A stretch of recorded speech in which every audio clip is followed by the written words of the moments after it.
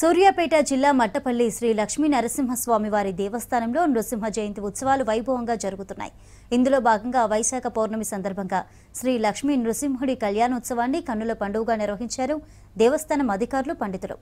సోమవారం తెల్లవారుజామున జరిగిన స్వామివారి తిరు కళ్యాణాన్ని చూసేందుకు తెలుగు రాష్ట్రాల నుంచి భక్తులు పెద్ద సంఖ్యలో వచ్చారు. ఈ నెల 10 నుంచి మొదలైన ఉత్సవాలు 15వ తేదీ వరకు జరుగుతాయని చెప్పారు పండితులు. స్వామివారి తలంబ్రాలు తీసుకుంటే కోరిన కోరికలు నెరవేరుతాయని భక్తుల నమ్మకం. ఈ నెల 15 గురువారం రోజున శ్రీ రంగనాయక స్వామి అలంకారంలో జరిగే పవలింపు సేవతో బ్రహ్మోత్సవాలు ముగియనున్నాయి. బ్రహ్మోత్సవాలకు పోలీసులు భారీ బందోబస్తు ఏర్పాటు చేశారు. భక్తులకు ఎలాంటి ఇబ్బందులు కలగకుండా ఏర్పాట్లు చేశామన్నారు అధికారులు.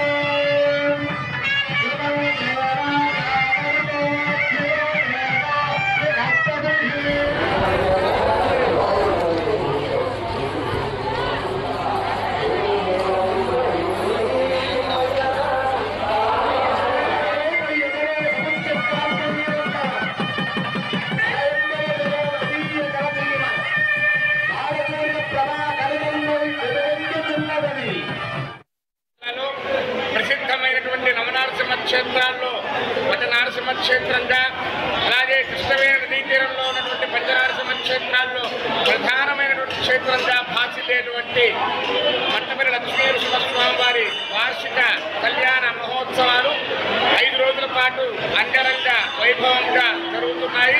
దానిలో భాగంగా ఈరోజు నృసింహ జయంతి పర్వదినం. అంటే స్వామివారు వృషభే స్వామి నక్షత్రే కృష్ణస్యాం శుభే దినే, స్వామివారు వైశాఖ మాసంలో వచ్చేటువంటి చతుర్దశి రోజు సంధ్యాకాలంలో ఆవిర్భవించారని చెప్పి మనకు చెప్పబడుతూ ఉన్నది. దానిలో భాగంగా స్వామివారి ఆవిర్భావ దినోత్సవాన్ని పురస్కరించుకొని జరిగేటువంటి 5 రోజుల పాంచానిక బ్రహ్మోత్సవ మహోత్సవంలో ఈరోజు స్వామివారి కళ్యాణ మహోత్సవం అర్ధరాత్రి తర్వాత ప్రారంభమయ్యి బ్రాహ్మీ ముహూర్త సమయానికి అయిపోయే విధముగా అత్యద్భుతముగా వైఖానస ఆగమ శాస్త్రం ప్రకారము జరగనున్నది. ఆ జరిగేటువంటి కళ్యాణ ఘడియని ఎవరైతే వీక్షిస్తారో వారికి సకల శుభాలు చేకూరుతాయని చెప్పి, ఆ కళ్యాణక్షతాలు ఎవరైతే ధరిస్తారో వారికి వారు కోరుకున్న కోరికలన్నీ తీరుతాయని చెప్పి ఈ క్షేత్ర మహత్యం అన్నమాట.